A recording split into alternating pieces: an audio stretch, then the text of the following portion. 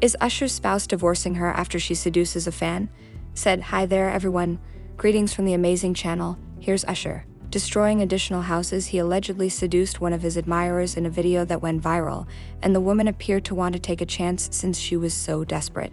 She was doing a lot, so it was awkward to watch. As it turns out, there are rumors going around that she had her entire husband back at home. These are untrue, but the rumor is that her husband filed for divorce from her, saying that the woman never kissed him in public and that he was astounded that she could do all of that to a stranger in front of 20,000 people. Now, once more, these are baseless rumors. Although it hasn't been verified, I wouldn't be surprised because Usher has been ruining marriages for a long time. Alright, he's been ending relationships. We all witnessed the events involving Keke Palmer and her child Darius. You all know that Usher was entirely to blame. I'm kidding, but in all honesty, Usher has been really ruining relationships. According to a Boondocks animator, Usher captivated his ex-wife, and the incident served as the basis for that episode of Boondocks. So we all went out to eat, and we were having a good time, and we got into this conversation about the R. Kelly episode, right? My ex-wife, she did not like that episode. And we're at the table, and she just like goes off about it, right? But then Usher walks into the restaurant, and all of a sudden she lights up, and she starts like, you know, she's smiling and like, you know what I'm saying, like blushing and all this stuff. And I'm like, what is going on? I didn't even realize Usher walked in. I just noticed that she was all of a sudden in a great mood. And then so I looked over and I saw Usher was like sitting right behind us. And she was like turned around, like trying to get his attention and waving and stuff like that. So I'm like, I'm extremely embarrassed at this point. I was already embarrassed with the R. Kelly, so I'm like extremely embarrassed at this point. And then so we got ready to leave and we headed towards the door. And I remember I turned around and looked back, and she was over at his table. So it was a long ride home, right? And then the next day, I came into the office, and they were like, "You know we putting that in the show. That's going in the show." I'm telling you, Usher is constantly at the scene of crimes, and his wife is maybe the strongest woman in history. Due to the manner he acts out during his performances, I simply couldn't do it. I'm not sure why. Let's go on now. According to Terrence Howard P., Diddy attempted to have an affair with him. According to actor Terrence Howard P., Diddy attempted to have an affair with him. Is it a surprise now? Diddy was coming for everyone, so it shouldn't be now, and Cat Williams wasn't lying when he claimed this. I've had to turn down $50 million 4 times just to protect my integrity and that virgin hole I was telling you about. Right, because P. Diddy be wanting to party. And you gotta tell him no. You got to tell him no. Given the serious risks of being taken advantage of, it's crucial to firmly reject any inappropriate propositions. While some people comply easily, others only recognize the danger after negative experiences. Actor Columbus Short has spoken about attending events hosted by Diddy. He described an incident where he believes his drink was tampered with, prompting him to leave immediately. On another occasion, Short received an unusual late-night invitation from Diddy, which he firmly declined, implying that the nature of the request was highly inappropriate. These accounts suggest a pattern of concerning behavior where individuals may feel pressured into compromising situations. And then Diddy called me one day after I did Cadillac Records. He came to the premiere of Cadillac Records in New York, and he was like, "Man, you killed that." He said, "I'm up for this movie." He's like, "I need an acting coach, man." So I put him with my acting coach. So I think it was just, now, looking back, it's like the groomage, right? Yeah. So I was, the BET Awards were happening in town. I didn't go because I wasn't nominated. Phone rings, this is an unknown number. I say, "Who is this?" "It's Sean." I'm like, "Sean?" "It's Puff." So I was like, "Hey, what's good?" I said, "What's cracking?" He said, "We didn't see you tonight at the BET Awards." He said, "Oh yeah, we over here at the he said, "I'm over here at the Beverly Hills Hotel." I said, "Oh, for real?" So who over there? "Just me." Hell no, I didn't go. It's crazy.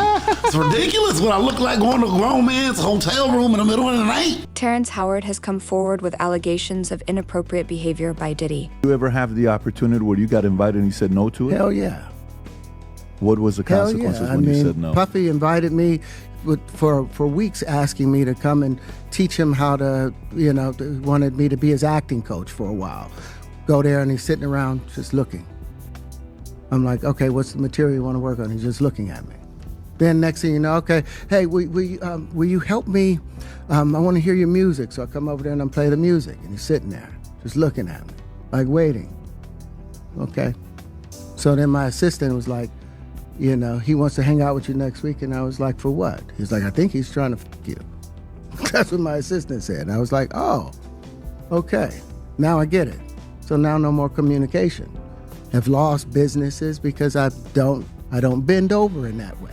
Because P. Diddy be wanting to Now that we're hearing these rumors about Diddy, I'm not at all surprised. However, it does provide more evidence that he was predatory. You see that he wasn't pursuing men who expressed interest in him and that he wasn't forward about his intentions. For example, he might have been straightforward and said, "Hey, I like you, I want you." But no, he was on the slide attempting to grab that hole. That's what he was doing, and that's why he has so many lawsuits against him right now. He may not be responsible for all of the things he's been accused of, but he has done many things, and Hollywood people have a lot of stories about it. I now want to discuss Lizzo's dragging over Janet Jackson and Britney Spears' comments on this subject because Lizzo is now under fire for saying that Britney Spears is impersonating Janet Jackson, and because Madonna fans were offended when she referred to Janet as the pop queen. Pop. People came for me on the internet because I said Janet Jackson is the queen of pop. Britney Spears is doing a Janet impression. And she said it. Clock that! Janet is her diva. Yeah, for sure. There were no such things as pop divas before Janet. Janet was first. She was famous when Madonna was a kid watching her on television. Yeah. And I'm just putting it out there. It's not because someone is better than the other. She was just first. And she is Janet. She invented this shit. Yeah. Now, Madonna is the pop icon. Yes. And I love Madonna. Yeah. And we can't refute her influence and what she's done for pop music and for all of the divas. She's birthed a generation. Now, Lizzo did get a... Now, Lizzo received a lot of criticism for her remarks, and I will state this notwithstanding, there are several points with which I disagree. Pop's queen is Janet Jackson. Considering how many musicians now adhere to Janet's template, everything she stated was correct. Janet was the female Michael Jackson, and yes, she was the first member of her peer group to achieve fame. I don't believe Madonna was a child watching her on TV because Madonna is older than Janet, but Madonna was fully aware of Janet's family, the Jacksons. After all, Janet was on stage as a child, dancing with her brothers and tap dancing with Michael, acting as though she was the first female pop star of her peer group. Madonna has been crowned Queen of Pop because she has achieved greater success than Janet, and that's okay because she has significantly impacted. It's okay to refer to her as the Pop Queen. However, since Whitney has raised the bar for singing and helped redefine what a female pop star should look like, I believe that Janet and Whitney Houston should both officially hold the title of Queen of Pop. However, since this video is about Janet, I will stick to that. Next, I will say that Lizzo misspoke when she claimed that Janet was the first pop diva. Janet may have been the first in her peer group, but after some research, I believe it's safe to say that Diana Ross was the first pop diva. She was a fashion icon, a performer, a singer, and an actress who was nominated for an Oscar, and she came from one of the biggest pop girl groups in history. She went on to become one of the biggest pop solo artists in the 1970s. Thus, she did lay out the plan which Janet followed, but she did so in a different way. In fact, she contributed to the introduction of the dance element, which is a performance component. Together with her brother Michael, she promoted music and visual art.